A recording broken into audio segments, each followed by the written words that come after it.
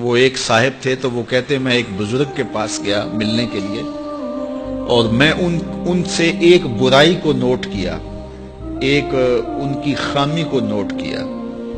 پھر میں دوسرے بزرگ کے پاس گیا تو ایک خامی میں نے ان کی نوٹ کی.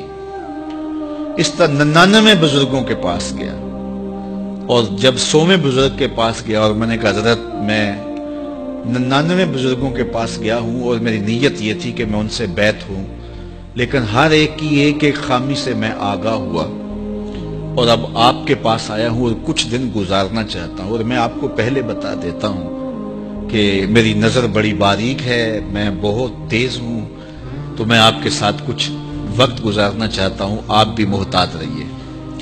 تو وہ بزرگ فرمانے لگے کہ ان سے تو ایک ایک خامی ملی ہے، میرے سے تو بہت زیادہ مل جائیں گی، میں تو سراپا عیب ہوں، لیکن میں تمہیں صرف ایک بات کہتا ہوں کہ تو ان 99 آدمیوں کے پاس گیا، سال لگا 2 سال لگے، ایک ایک خامی تو نے جمع کی، اب تیرے پاس 99 خامیوں کا ذخیرہ ہے، کاش کہ تو ایک ایک خوبی جمع کرتا رہتا، تیرے پاس 100 خوبیوں کا ذخیرہ موجود ہوتا.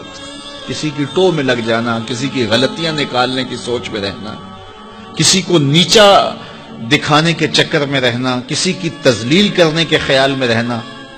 دیکھیے اگر آپ ڈھونڈنے نکلیں گے تو آپ کو پھول میں بھی کوئی چیز نظر آ جائے گی، کوئی نقص نکل آئے گا، اور اگر آپ اچھائیاں ڈھونڈنے نکلیں گے تو آپ کو کانٹوں کے بھی کوئی فائدے نظر آنے لگ جائیں گے کہ ان سے بھی یہ فائدے وابستہ ہیں. ہمیں ایک ضابطہ دیا گیا ہے، آپ جہاں بھی جائیں اچھی چیز لے لیں اور جو بری ہے وہ وہیں پھینک دیں، بات ختم.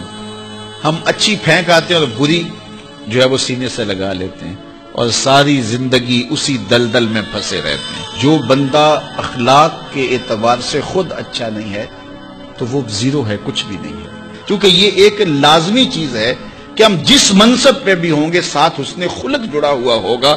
دودھ اندر جے کھنڈ رلائیے مزہ ہو جاوے دونا، تو پھر سواد آ جائے گا، لطف آ جائے گا.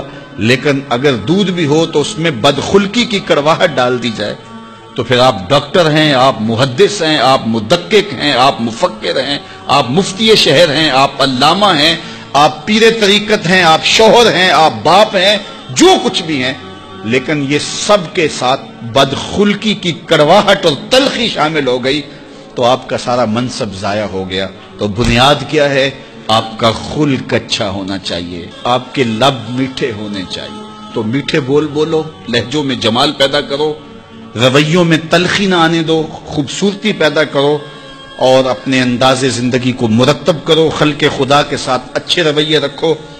بالخصوص اپنی دوستیوں میں ایک اچھے دوست بن کے ابھرو اور اپنے کلاس فیلوز کے اندر ایک اچھے کلاس فیلو کے روپ کے اندر آگے آؤ اور مٹھاس تمہارے لہجوں میں گھلی ہوئی ہو اور تم بات کرو تو پیار پھیلتا چلا جائے اور محبت پھیلتی چلی جائے. ہاں جہاں کہیں سخت بات کرنی ہوتی ہے وہ بھی ایک موقع ہوتا ہے، لیکن عمومی رویوں کی میں بات کر رہا ہوں. تو اللہ تعالیٰ جل شانہ ہم سب کو توفیق عطا فرمائے اور جو کہا جا رہا ہے اس کو سمجھنے کی، روحوں میں اتارنے کی، عمل کا حصہ بنانے کی توفیق عطا فرمائے.